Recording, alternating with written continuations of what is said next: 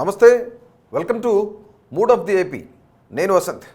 ప్రస్తుతానికి ఆంధ్ర రాష్ట్ర రాజకీయాల్లో కొన్ని సంచలనాలు అయితే మనం ప్రతిరోజు చూస్తూనే ఉంటాం. సో ప్రస్తుతానికి జనసేనకు ఉభయ గోదావరి జిల్లాలో ఒక పెద్ద షాక్ అయితే తగిలిందని చెప్పుకోవచ్చు.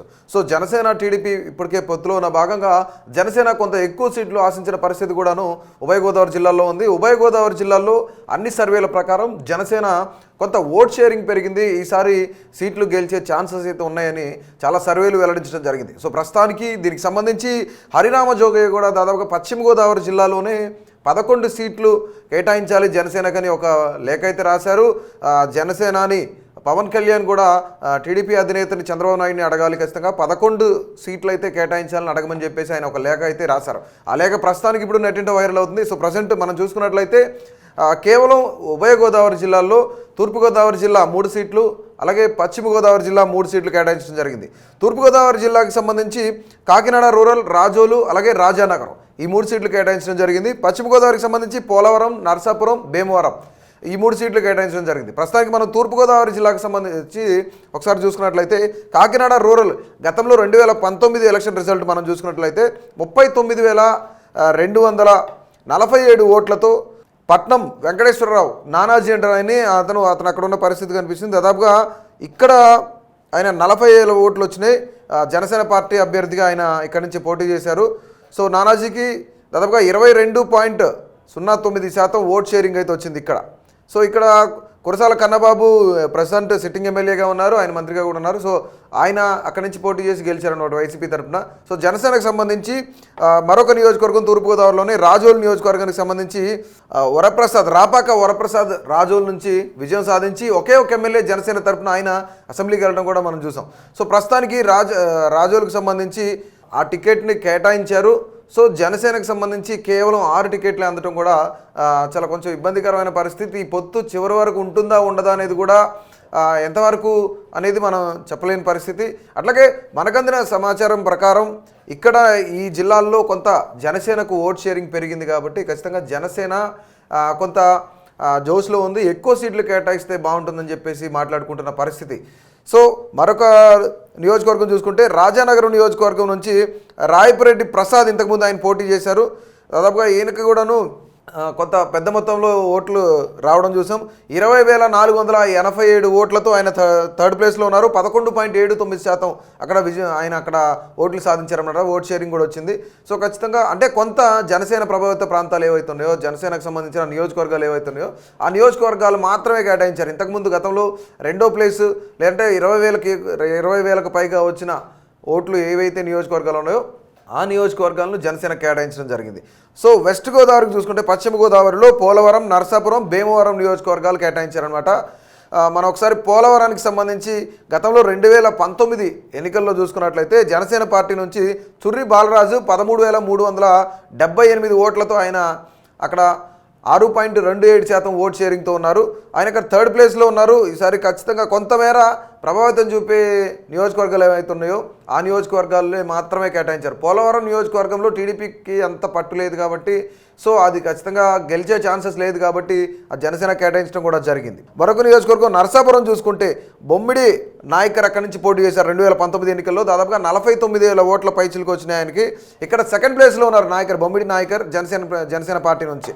సో నరసాపురం కూడా కొంత బలమైన నియోజకవర్గంగా చెప్పుకోవచ్చు జనసేనకి. అట్లాగే కేవలం అంటే 6,000 ఓట్ల మెజార్టీతోనే ఇంతకుముందు ఓడిపోయారు కాబట్టి ముదురూరు ప్రసాదరావు గెలిచాడు అక్కడ కేవలం 6,000 ఓట్లతో. లేదంటే 6,000 ఓట్లు కనుక జనసేన సాధించుంటే కనుక ఖచ్చితంగా జనసేన మరొక సీటు విజయం సాధించేది అక్కడి నుంచి. సో ఇది కూడా బలమైన నియోజకవర్గంగా చెప్పుకోవచ్చు.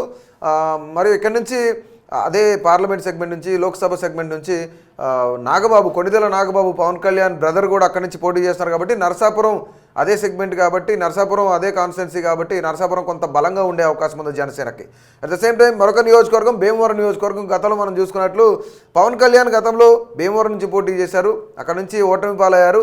ఆయన పోటీ చేసినప్పుడు దాదాపుగా 62,285 ఓట్లతో 32.43% ఓట్ షేరింగ్ సాధించారు. ఆయన అక్కడ సెకండ్ ప్లేస్లో ఉన్నారు.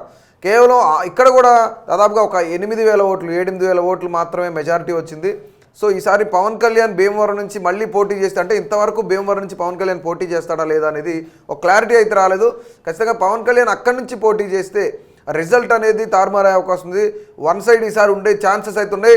గతంలో టీడీపీకి కూడా 54,000 ఓట్లు అక్కడి నుంచి వచ్చాయి కాబట్టి పులపర్తి రామాంజనేయులు అక్కడి నుంచి పోటీ చేశారు. 54,000, ఇటు వచ్చేసి జనసేనకు 62,000, దాదాపుగా 116,000 ఓట్లు వీళ్ళిద్దరికి గతంలో చూసినట్లయితే వీళ్ళిద్దరికి 116,000 ఓట్లు వచ్చినాయి. ఇప్పుడు అదే కూటమి అభ్యర్థులుగా బరిలోకి దిగితే పవన్ కళ్యాణ్ అక్కడి నుంచి పోటీ చేస్తే కనుక వన్ సైడే నడిచే అవకాశం ఉంది. ఖచ్చితంగా పవన్ కళ్యాణ్ గెలిచే ఛాన్సెస్ కూడా 100కి 200% అక్కడ నుంచి ఉన్నాయని తెలుసుకోవచ్చు మనం. సో మరొక నియోజకవర్గం రాజమండ్రికి సంబంధించి రూరల్ కానీ అర్బన్ కానీ ఏదో ఒక సీటు కేటాయిస్తారు జనసేనకు అనుకుంటున్న తరుణంలోనే ఆ 2 సీట్లు కూడాను టీడీపీకి అనౌన్స్ చేయడం జరిగింది.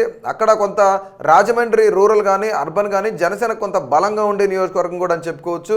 ఆ నియోజకవర్గంలో గతంలో కూడా మంచి ఓట్ షేరింగ్ సాధించింది జనసేన.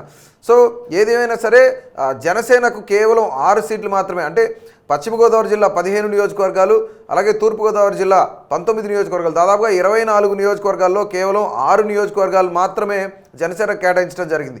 ఈ 6 నియోజకవర్గాల్లో కూడాను కొంత జనసేన బలంగా ఉన్న నియోజకవర్గాలు కాబట్టి ఆ నియోజకవర్గాలను కేటాయించడం జరిగింది. సో ఖచ్చితంగా రానున్న కాలంలో ఒకవేళ ఇంకొక రాజకీయ విశ్లేషకులు మాట్లాడుకుంటున్న మాట ప్రధానంగా మనం ఇక్కడ ఈ అనాలిసిస్లో చూసుకుంటే కనుక ఎక్కడైతే జనసేనకి సీట్లు వస్తాయి అనే ప్రాంతంలో ఖచ్చితంగా టీడీపీ నుంచి జనసేనలో కొంతమందిని జాయిన్ చేసి చంద్రబాబు నాయుడు ఒక గేమ్ అనేది ప్లాన్ చేయొచ్చు. చంద్రబాబు నాయుడు టీడీపీ అభ్యర్థులనే జనసేనలోకి జాయిన్ చేసి జనసేన నుంచి పోటీ చేయించి గెలిపించే పరిస్థితులు కూడా ఉన్నాయి. ఎందుకంటే రానున్న కాలంలో ఒకవేళ జనసేనతో మైత్రి సరిగా లేకపోతే ఈ 5 ఏళ్లలో ఈ కూటమి కనుక అధికారంలోకి వస్తే జనసేనతో మైత్రి సరిగా లేకపోతే కనుక ఏదైనా జరిగే ఛాన్స్ ఉంది. కాబట్టి ఖచ్చితంగా వాళ్ళందరూ కూడా జనసేనలోకి పంపించి వాళ్ళని పోటీ చేయించి గెలిపించాలి. అంటే టీడీపీ అభ్యర్థులను కూడా ఇక్కడి నుంచే పోటీ చేయించాలని చెప్పేసి చంద్రబాబు నాయుడు ఒక ప్లాన్ అనుకుంటున్నారు. ఖచ్చితంగా ఒకవేళ ఏదైనా మైత్రి అయితే వాళ్ళిద్దరి మధ్య సఖ్యత లేకపోతే ఆ టీడీపీ నుంచి జనసేనలోకి వచ్చి గెలిచిన అభ్యర్థులు ఎవరైతే ఉన్నారో వాళ్ళందరూ కూడా మళ్ళీ టీడీపీలోకి వచ్చే ఛాన్సెస్ ఉన్నాయి. అలాంటి ప్లాన్ ఒక వ్యూహం అయితే చంద్రబాబు నాయుడు రచిస్తున్నారని కూడా ప్రస్తుతం ఉన్న మాట. సో ఏది ఏమైనా సరే జనసేనకు ఈ 2 జిల్లాల నుంచి కొంత ఓట్ షేరింగ్ అలాగే కొంత పట్టు పెరిగింది.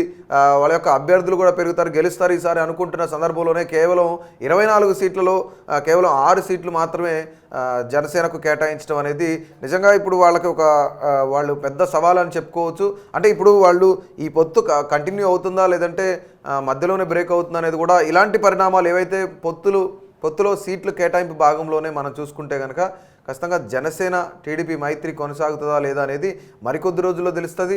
డెఫినెట్లీ ఒకవేళ వీళ్ళిద్దరు కలిసి ఉంటే కనుక రిజల్ట్ అనేది మంచి రిజల్ట్ వచ్చే ఛాన్సెస్ అయితే ఉన్నాయన్నమాట. సో ఇది ఈరోజు ఎనాలిసిస్. సో ఇలాంటి మరిన్ని ఇంట్రెస్టింగ్ అప్డేట్స్ కోసం మా కేటీవీ తెలుగును సబ్స్క్రైబ్ చేయండి. అంతవరకు సెలవు, నమస్తే. Please subscribe to KTV Telugu. KTV Telugu. KTV Telugu channel.